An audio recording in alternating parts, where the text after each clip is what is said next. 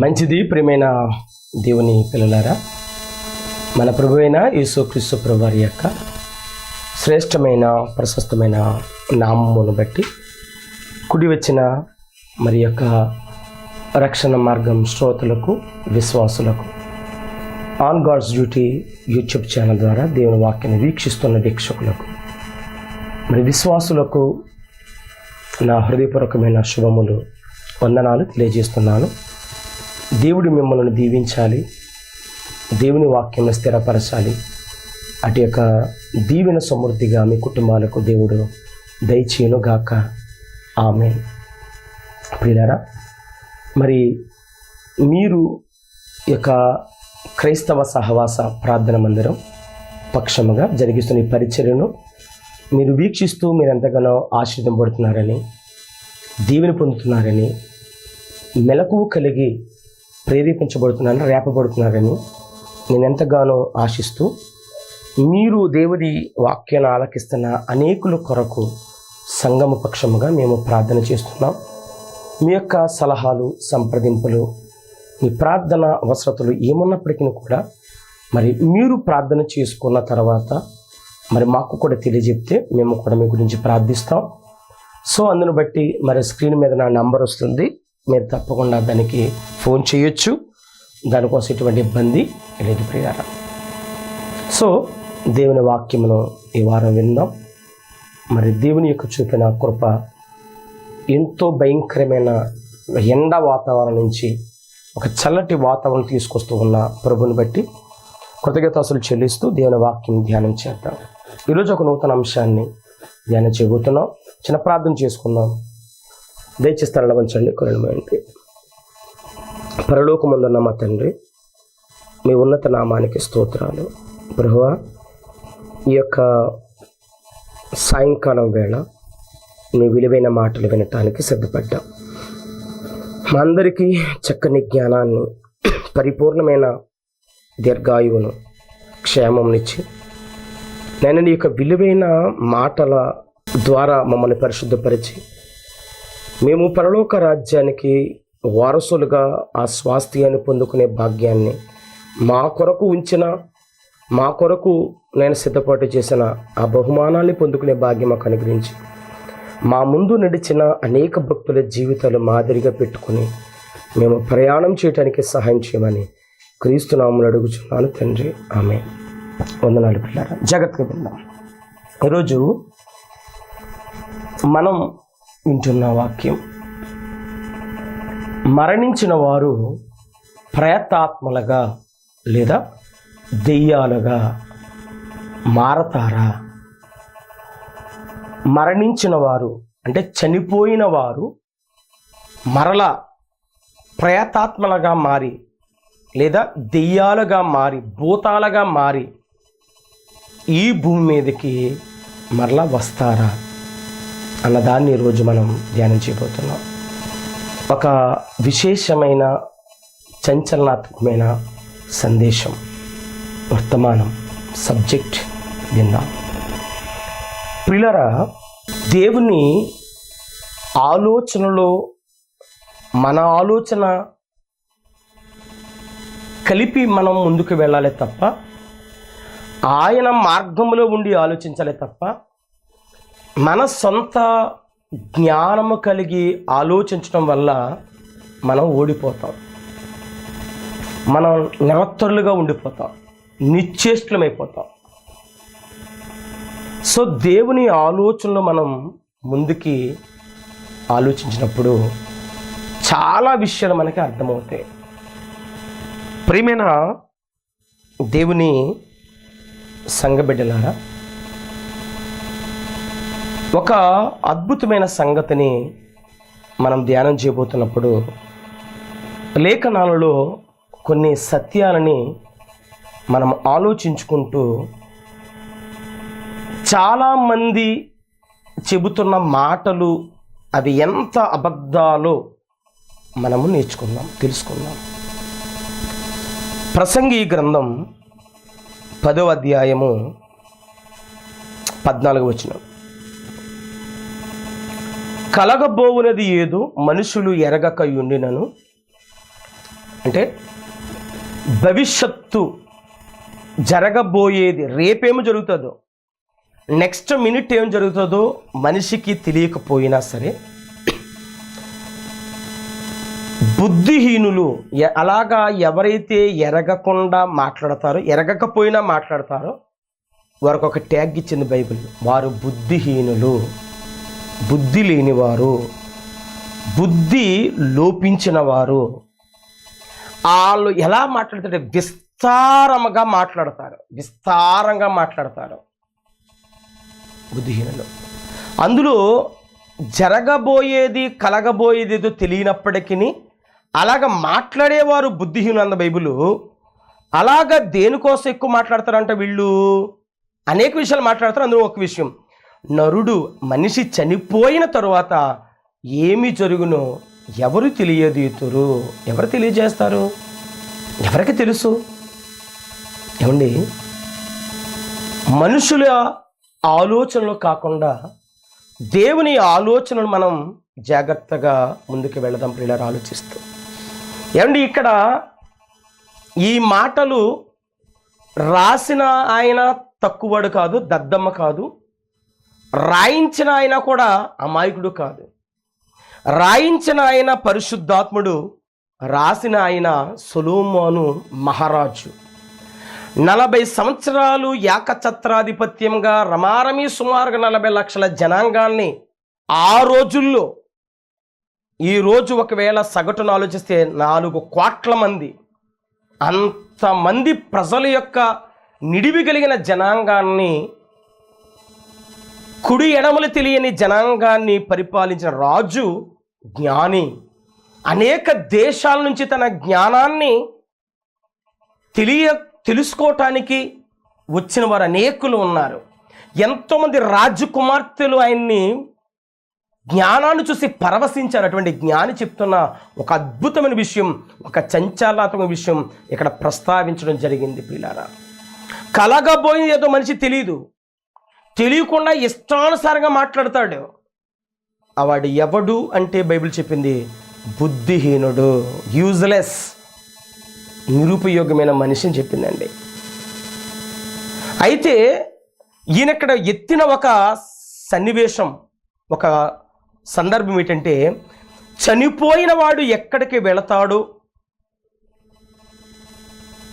వాళ్ళు ప్రేతాత్మగా భూమి మీదకి మళ్ళీ రాగలరా, అసలు ఎవరు చేయగలరు ఈ మాట, ఎవరు చెప్పగలరు అన్నది ఒక క్వశ్చన్ మార్క్ వేసి ఆయన ఇక్కడ మాట్లాడటం జరిగింది ప్రియులారా. ఏమండి, క్రైస్తవ లోకములో ఇలాంటి ప్రశ్నలతో కూడిన సందేశాలు కానీ, సభలో కానీ, వర్తమానాలు కానీ, సంఘ కుడికలు కానీ జరగటం చాలా అరుదు. ఎవరో కొందరు మాత్రమే ఇటువంటి ఒక సంగతులని వివరించే వారు ఉన్నారు కానీ చాలామంది ఇటువంటివి పెట్టడం చూడలేదు, ఉండవు కూడా. ఎందుకంటే ఎవరి సంఘ బలాన్ని, సంఘ సంఖ్యను పెంచుకోవటానికి తప్పించేవారే ఉన్నారు తప్ప, దేవుని కొరకు, దేవుని ఆలోచనలో దేవుని పిల్లలకి జ్ఞానాన్ని నేర్పాలన్న సంగతి, ప్రేమను పంచాలన్న సంగతి చాలామందికి తెలియకపోవటం, దండుకోవటం, సంఘ సంఖ్య పెంచుకోవటమే సరిపోతుంది ప్రియులారా. మరి ఈ జ్ఞాన గ్రంథం వచ్చి రమారమి సుమారుగా, అంటే క్రీస్తు ప్రభువారు వచ్చిన దగ్గర నుండి మాట రూపకంగా, వ్రాత రూపంగా 200 సంవత్సరాలైనా, 2000 సంవత్సరాల క్రితం నుంచి దేవుని మాట వాక్కు ప్రచురపరచబడుతున్నా, మరి ఇన్ని సంవత్సరాలు గడుస్తున్న సమాజం ఇంకా పరిశుద్ధ గ్రంథానికి దూరంగానే ఉంది అని చెప్పటములో ఎటువంటి సందేహము లేదు ప్రియులారా. ఆ దూరం బాగా పెరిగినప్పటికీ కూడా ఏ సంఘ నాయకులకి పట్టదు, ఎవరు కూడా పట్టించుకోరు. ఎందుకంటే మా సంఘం పెరిగిందా లేదా అన్న ఆలోచనే. సంఘములో ఎంతమంది ఉన్నారని చూస్తున్నారే తప్ప సంఘములో ఎంతమంది పరలోక రాజ్యానికి వెళ్తారో లేదో మాత్రం ఎవరికి పట్టదు. పట్టింపు లేదని చెప్పాలి. అసలు ముందు వాక్యం చెప్పే నేను వెళ్తానో లేదో కూడా నాకే డౌటు. పట్టింపు లేదైనా. నేను వెళ్ళిపోతామన్న ఒక ధీమా. ఎలా వెళ్ళిపోతావు? ఆలోచించేద్దాం ప్రియులారా. మనిషి రాతి యుగము నుంచి రాకెట్ యుగం వరకు ఎంతగా సైన్స్ టెక్నాలజీ విజ్ఞానములో పరిణితి చెందిన మనిషి భయంకరమైన ఒక ప్రాచీన యుగము నుంచి ఒక నూతనమైన ఇంత రాకెట్ యుగం వరకు విస్తరింపబడిన ఎన్నో అసాధ్యమైన విషయాలు కూడా సుసాధ్యపరిచే రీతిలో మనిషి ఎదిగిన సాధ్యపరిచేంత జ్ఞానం ఉన్నా కానీ ఎందుకో ఈ రోజుకు కూడా చదువుకున్న వారు సహితం అనేకులు గొప్ప గొప్ప విద్యావంతులు శాస్త్రవేత్తలు అనబడిన వారు అనేకులు ఇప్పటికీ దెయ్యాలు భూతాలు ప్రేతాత్మలు ఉన్నాయి, మనిషిని ఆవహిస్తున్నాయి అని. పైగా అవి ఆవహించేవి ఏంటంటే చనిపోయిన మనుషులే దెయ్యాలుగా మారి ఈ భూమి మీద అనేక మనుషుల్ని పట్టుకుంటున్నారన్న నానుడి ఈరోజు కూడా సమాజంలో చక్కర్లు కొడుతుందని చెప్పటం చాలా బాధాకరం ప్రియులారా. ఈ విషయం బైబిల్ పట్టుకున్న క్రైస్తవులు కూడా వీటిని బట్టి మాట్లాడడం చాలా కడుసోచనీయమండి. వీటి గురించి మాట్లాడతాం. పైగా వీటి గురించి ఒక ప్రత్యేకమైన సభలు పెట్టించడం. మా సంఘాలకు రండి, మేము దెయ్యాలను వదిలిస్తాం. దెయ్యాలను వదిలించే ప్రవచన వరాలు కలిగిన దైవజనుడు చాలా ఇలా మాట్లాడుతూ ఉంటారు, టైటిల్స్ వేసుకుంటుంటారు. అసలు ఈ విషయం ఎంత నిజమో ఎంత అబద్ధమో ఈరోజు ఒక చిన్నగా మీకు నేను చెప్తాను, తేలిపోదు పిల్లలు, జాగ్రత్తగా విందాం. ఏంటి ఈ లోకంలో మంచి అయినా చెడు అయినా ఎవరు చెప్పాలండి? మనిషి చెప్తే కుదరదండి, దేవుడే చెప్పాలండి. బైబిల్లో ఉన్నది మంచి ఏంటో చెప్పాడు, చెడు ఎలా ఉంటుందో చెప్పాడు. మంచిగా బ్రతకండి అన్నాడు, చెడు చేయకండి. చెడు చేసి తెలుసుకోకండి, చూసి తెలుసుకోండి, మంచి చేస్తూ ఉండండి పరిశుద్ధ గ్రంథం చెబుతుంది. పిల్లారా, ప్రేమైన దేవుని పిల్లారా, ఈ లోకములో మంచి జరగాలన్నా చెడు జరగాలి అన్నా అది బైబిలు చెప్పక మానదు, బైబిల్లో ఉండక మానదు. ఏ రోజుకైనా ఒక మంచి కార్యం జరిగిందంటే అది బైబిలు ముందుగానే చెప్పు ఉండాలి. ఒక చెడు జరుగుతుందంటే దేవుడు ముందుగానే చెప్పు ఉండాలి. ప్రియులారా, గుర్తుపెట్టుకోండి. ఇకపోతే మరణించిన వారి గురించి బ్రతికున్న ఎవరు చెప్పగలరండి? మీరే ఆలోచన చేయండి. ఏండి, ఈ శరీరాన్ని కంటితో చూడగలం, ఈ శరీరాన్ని మన కంటితో స్కాన్ చేయగలం. మరి తల్లి గర్భములో నుండి వచ్చిన ఈ శరీరం ఒక స్కానింగ్ ద్వారా మనము చూడగలుగుతున్నాం, లేదా బయటకు వచ్చాక కంటితో చూడగలుగుతున్నాం. అలాంటిది ఈ ఆత్మ శరీరాన్ని విడిచి వెళ్ళిపోయిన తర్వాత మైక్రోస్కోప్కి కూడా కనబడని ఆత్మను మరి మనిషి చూడకుండా పెట్టకుండా ఆత్మ గురించి మాట్లాడింది నిజమని ఎలా అనుకోవాలి? ప్రియమైన దేవుని సంగమా, ఏమండి, ఆత్మ శరీరాన్ని విడిపోయిన తర్వాత ఎక్కడికి వెళుతుందో, ఎటువైపు ప్రయాణం చేస్తుందో ఎవరు చెప్పగలరు? ఆత్మని చూడలేని మనిషి ఆత్మ గురించి చెప్పటం మరి ఎంత అబద్ధమో జాగ్రత్తగా ఆలోచన చేద్దాం ప్రియులారా. ఏమండి, ఈ లోకంలో ఒక 10 ఏళ్ళు లేదా ఒక 15 ఏళ్ల బాలుడు తప్పిపోయాడు అనుకోండి, వాడి రంగు రూపు, వాడి యొక్క హైటు వెయిటు ఏజు షర్టు అన్నీ చెబుతారండి. ఏంటి ఇన్ని పోలికలు, ఇన్ని ఆనవాళ్ళు, ఇన్ని గుర్తులు చెప్పినా ఆ వ్యక్తిని పట్టుకోవటం కష్టం. కంటికి కనిపించే మనిషి అన్ని ఆనవాళ్ళు, గుర్తులు, సూచనలు చెప్పినా పసిగట్టలేని మనిషికి మరి కనబడిని ఆత్మ గురించి మాట్లాడడం, కనబడిని ఆత్మ ప్రయాణం ఎటు అని చెప్పటం, అది ఎంత బాధాకరమో, అది ఎంత అబద్ధము అన్నదాన్నే గుర్తిస్తూ సూచిస్తూ ప్రసంగి గారు ఆ మాటని రాయించాడు ఈ జ్ఞాన గ్రంథములో. ప్రియులారా, ఈ జ్ఞాన గ్రంథం తెరిచి మనం ఆ మాట చదివినప్పుడు కలగబోయేది ఏదో మనిషి ఎరగడు, అయినా బుద్ధిహీనముగా మాట్లాడతాడు. బైబిల్ చెబుతుంది. బైబిల్ ఈ సమాజం గురించి ఏం చెబుతుందంటే, భవిష్యత్ ఎవడూ చెప్పలేడు. పాస్టర్ గారైనా, ఏ జ్యోతిష్కుడైనా భవిష్యత్తు ఎవరు చెప్పలేరు, చెప్పజాలరు. చెప్పినది అబద్ధం, కుదరదు, సింకవదు. ఈరోజు వాక్య భాగములు మనం చదివితే ఏమండి, ఎవ్వరూ చెప్పలేరు పిల్లారా.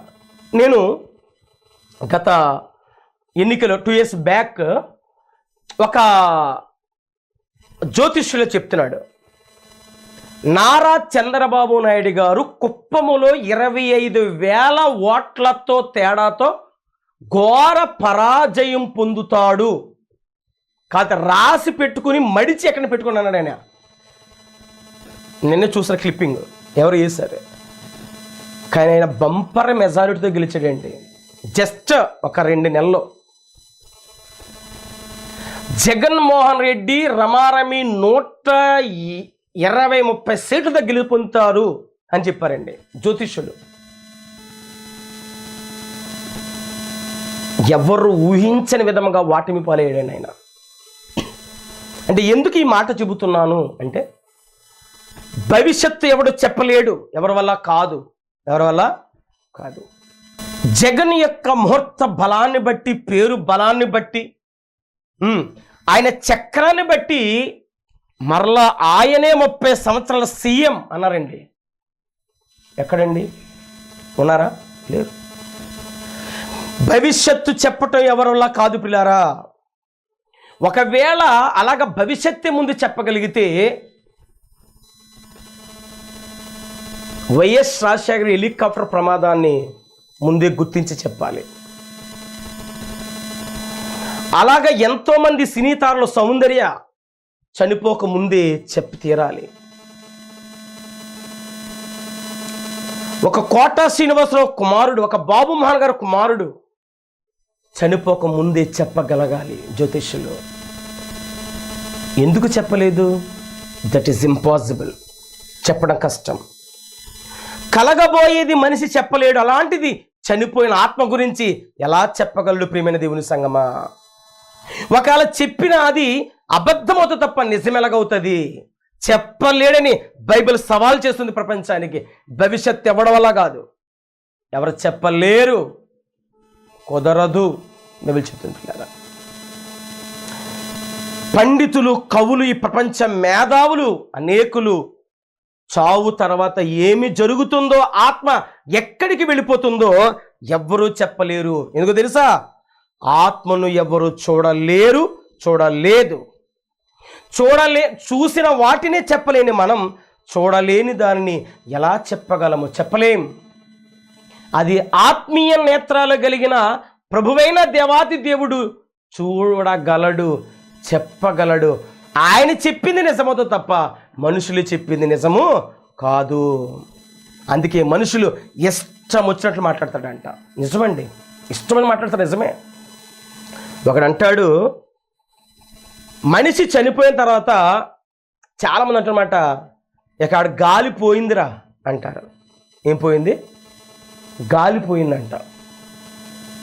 అండ్ నిజంగా మనిషి బ్రతుకోవటం గాలి వల్లనే అనుకుంటే, ఏ సైకిల్ షాపుకో, ఏ లారీలు, స్కూటర్లు పంచర్ షాప్కి వెళ్ళి అక్కడున్న ఆ ఎయిర్ కంప్రెసర్ ద్వారా గాలి పడితే మనిషి బతికేస్తాడు.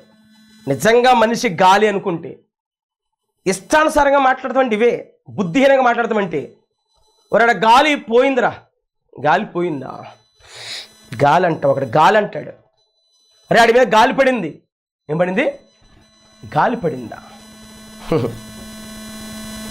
ఇంకొందరు అంటారండి, ఈ జన్మలో చనిపోతే మరొక 7 జన్మలు ఉన్నాయి. ఎన్ని ఉన్నాయండి? మరొక సిద్ధాంతం. ఈ జన్మలో పాపం చేస్తే వచ్చే జన్మలో పందిగాను, కుక్కగాను, జంతువులుగాను పుడతారంట. మరి అలాగైతే పాపం చేయనోడు ఎవడండి?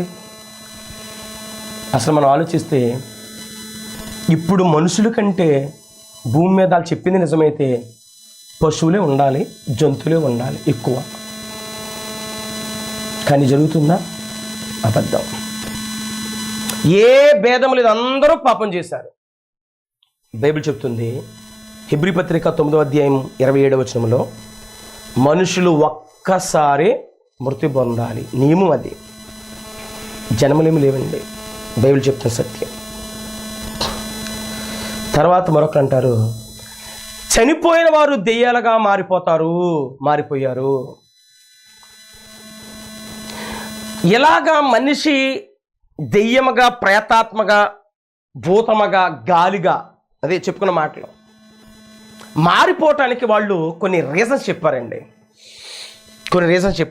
ఏంటి ఆ రీజన్స్ అంటే చాలా సిల్లీగా ఉంటారు చెప్పే రీజన్స్. మనం ఆలోచిస్తే వెంటనే తేలిపోతాయి.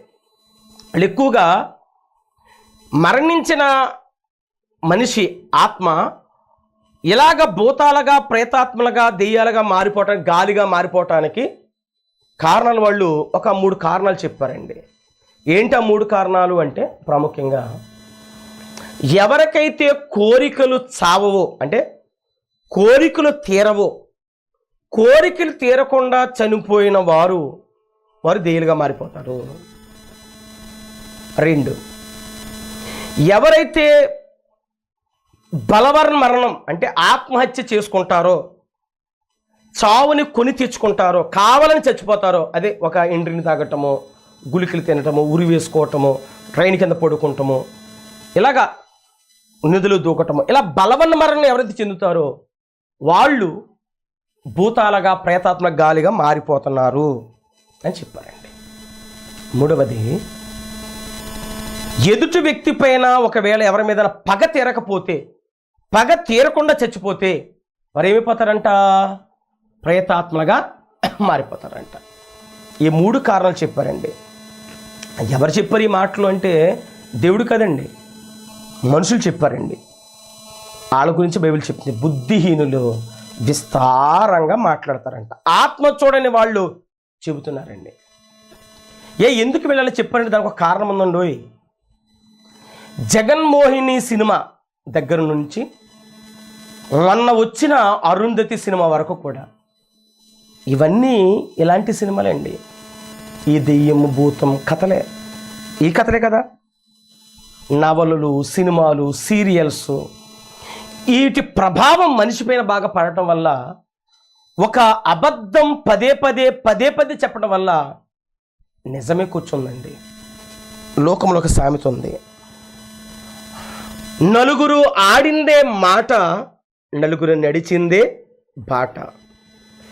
నలుగురు కలిస్తే ఒక అబద్ధాన్ని నిజం చేయగలరు, ఒక నిజాన్ని అబద్ధం చేయగలరు, మార్చేస్తారు. అదేనండి ప్రియులారా. మరి ఇంత సమాజంలో నిజం ఎవరు చెప్పాలి? ఒకే ఒక ఆయన సత్యవంతుడు, సర్వసత్యవంతుడు అని నామము కలిగిన దేవాతి దేవుడే మనకి చెప్పాలి పిల్ల. ఆయన చెప్పాడండి తన పరిశుద్ధ లేఖనాల్లో, మానవుల్ని ప్రోత్సహించగలిగిన ఈ గ్రంథములో, మనిషి చనిపోయిన తర్వాత ఆత్మ ప్రయాణం ఎటో ఆయన రాయించి పరిశుద్ధ గ్రంథములో ఉంచాడు. యోబు గ్రంథము రండి చూద్దాం కొన్ని విషయాలు. యోబు గ్రంథం 21వ అధ్యాయము 13వ వచనం. యోబు గ్రంథం 21వ అధ్యాయం 13వ వచనం. వారు శ్రేయస్సు కలిగి తమ దినములు గడుపుదురు, మన ఇష్టానుసారంగా బతుకుతారు, దేవుడిచ్చిన ఆయుష్, ఒక్క క్షణములోనే పాతాళమునికి దిగిపోతారు. బబ్బబ్బబ్బా, ఎన్ని క్షణాలు అంట? ఒక్క క్షణంలోనే వెళ్ళిపోవాలంట మనిషి. ఎక్కడికి? పాతాళంలోకి వెళ్ళిపోతే దిగిపోతారంట. ఎక్కడ ఉండడానికి వీలు లేదా? నో వే లేదు.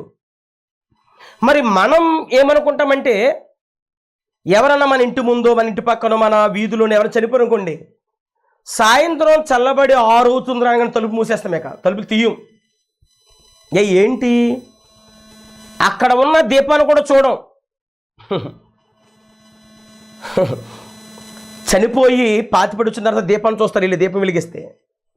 ఎందుకంటే ఆలోచన అనుకున్నారు అక్కడ ఆత్మ అనేది ఇంకా ఉందని అర్థం, చనిపోయిన వాళ్ళ ఆత్మ ఉందని. చెప్పండి, ఒక్క క్షణంలోనే పాతాళానికి వెళ్ళిపోయిన దేవుని వాక్యం సెలవిస్తుంది. మరి ఇది దేవుడు చెప్పిన మాట.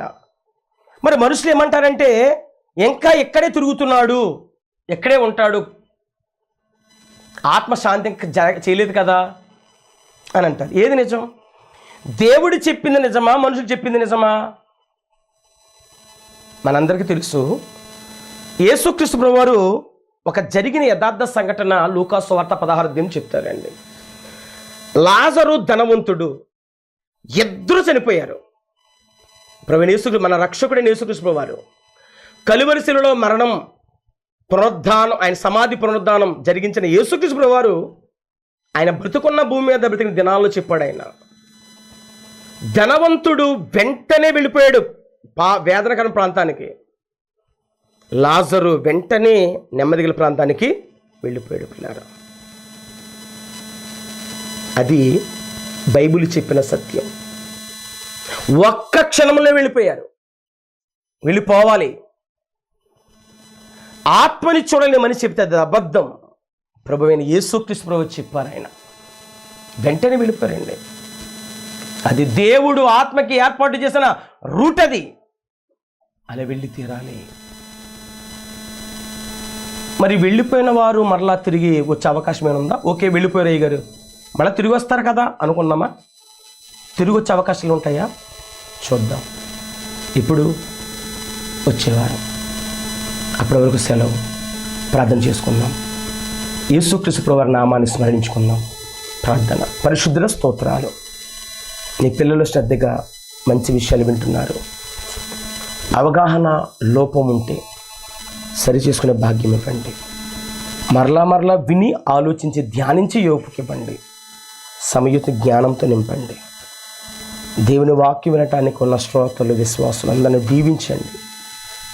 పరసంబంధమైన మేలులతో తృప్తిపరచండి.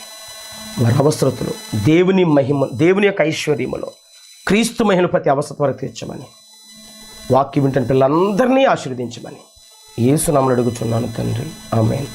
మన తండ్రిని దేవుని ప్రేమ, కుమారుడిని యేసుక్రీస్తు కృప, పరిశుద్ధాత్మక అన్యోన్య సహవాస సమాధానం ఇప్పుడు ఎల్లప్పుడూ సదాకాల సకల పరిశుద్ధులకు మనకు తోడుగును గాక. ఆమేన్. అందరికీ వందనాలు. సమాధానం అండి.